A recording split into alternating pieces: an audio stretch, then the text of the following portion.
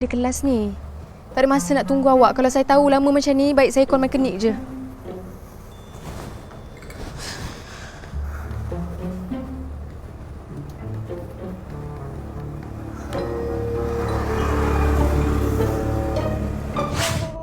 Allah, kenapa saya ada kat sini? Ya Allah, kenapa kakak saya wujud dalam dunia ni?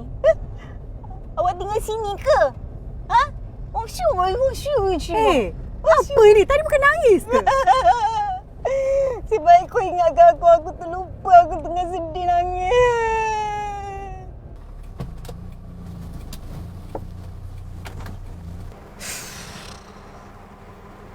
Aduh, mana teksi ni? Padahal dah lama dah order. Aku dah lambat dah ni. Tak apa, saya boleh tumpangkan kalau sudi. Bolehlah daripada tak ada. Kau tengok. Aku tengok. Ada orang tu. Apa tu? Ui.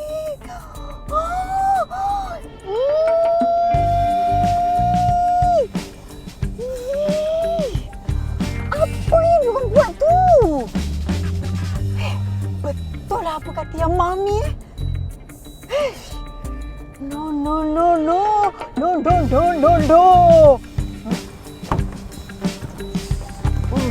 Panasnya.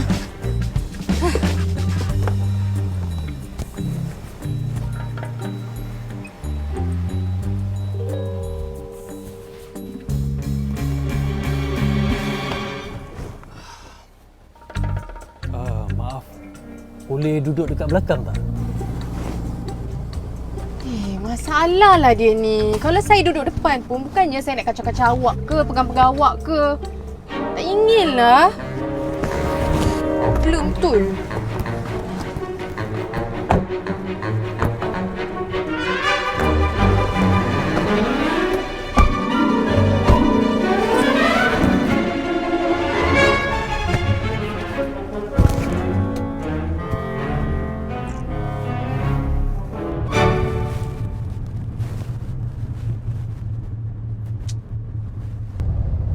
Memang nak kena bawa 50 km per hour eh? Saya dah lambat tahu tak? Semua benda lembab. Betulkan kereta tak boleh. Bawa kereta terhigih-higih. Tapi perangai poyo. Dia ni betul-betul menguji keimanan aku. Aduh! Maaf, lubang.